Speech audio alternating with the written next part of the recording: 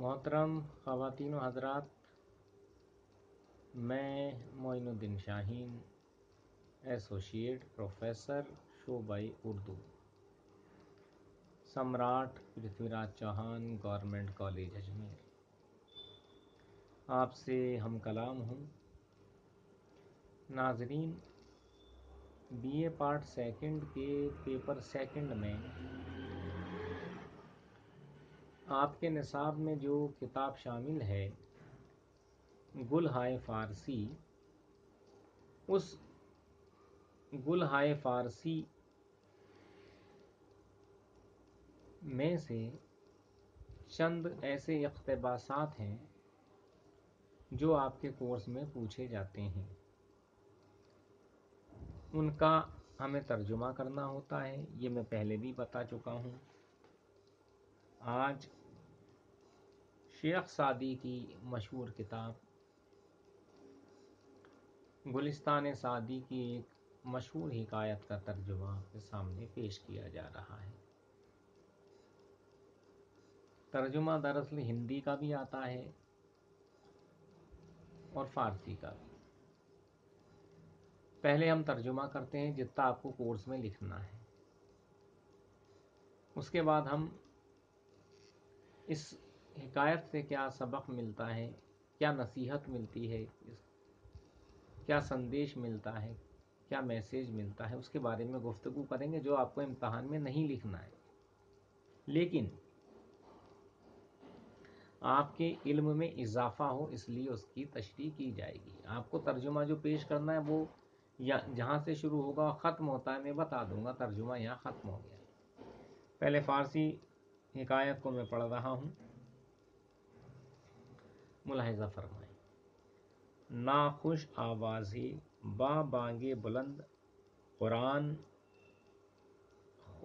ख्वानद, हमी ख्वानद कहीं आता, कभी होता मी ख्वानद। साहब दिले रोज़े बेरो बगुज़श्त गुफ्त, तेरा मशाहीर चंदास्त गुफ्त हेच। नाखुश आवाज़े, आवाज़े जहाँ आवाज़े यके शायरे जैसे अल्फाज इस्तेमाल हो, उसका मतलब यके मतलब एक दिन, या आवाज़े एक भद्दी आवाज़ वाला, या पुनः खुश आवाज़े एक भद्दी आवाज़ वाला शख्स बहुत ऊंची आवाज़ में कुरान शरीफ पढ़ रहा था। उधर से जहां वो शख्स कुरान पढ़ रहा था, एक शख्स वहां से गुजरा और उसने पूछा कि तेरा मशाहिरा कितना है, मुशाहिरा यानी तुझे कितनी तनख्वाह मिलती है कुरान पढ़ने की। उसने कहा गुफ्त, यानी उसने कहा हेच मतलब नथिंग, कुछ नहीं।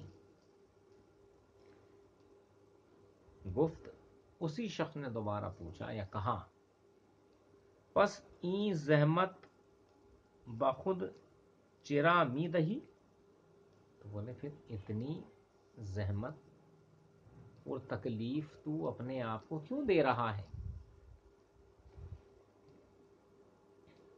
गुफ्त, उसने कहा, किसने, जो कुरान पढ़ रहा था उसने, अज बहरे खुदा मी ख्वानम, वो उसने कहा मैं खुदा के लिए पढ़ रहा हूं।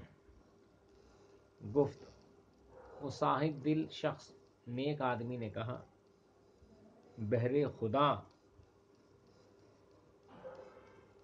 मैं ख्वां, देखो मीम और नून जहां कुछ लग जाता है फेले नहीं यानी नेगेटिव जहां आता है, मत कर, ऐसा मत कर,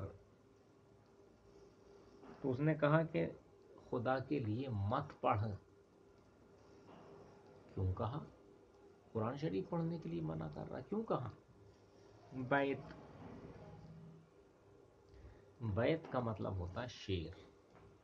अब वो कह रहा है कि गर तू कुरान بدیں نمت خوانی بے بری رونق مسلمانی، کہ تو اس بھدے طریقے سے اگر قرآن مجید پڑھے گا تو اسلام کی رونق چلی جائے گی۔ یعنی اسلام کی رونق کس سے ہے؟ خوش اسلوبی سے۔ یہ ترجمہ تو آپ کا ختم ہوا، آپ کو امتحان میں اتنا ہی لکھنا ہے، لیکن اس کہانی سے، اس حکایت سے کیا ہمیں نصیحت ملتی ہے، کیا پیغام ملتا ہے؟ وہ یہ ہے کہ قرآن مجید اللہ تعالیٰ کی، یا یوں کہیے آسمانی کتاب، آسمانی صحائف میں انفرادی اہمیت رکھنے والی کتاب مقدس ہے، اور حکم یہ آیا ہے کہ قرآن شریف کو جتنا خوش اسلوبی کے ساتھ پڑھا جائے اس کی فضیلت ہوتی ہے۔ ہم اس حکایت سے یہ نصیحت لیتے ہیں کہ اگر کوئی شخص واقعی بہت بھدے بھونڈے طریقے سے قرآن شریف پڑھتا ہے تو اس سے قرآن مجید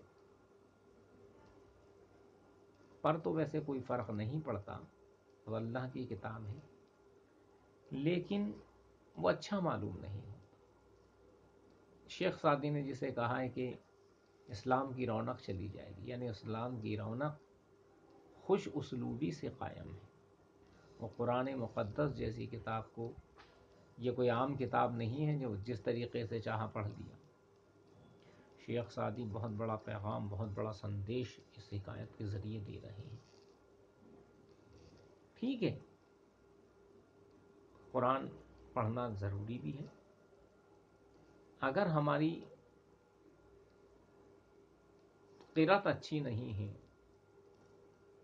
تو ہم خاموشی کے ساتھ پڑھیں، یا اتنا اس طرح پڑھیں کہ جس سے ایسا نہ لگے کہ ہم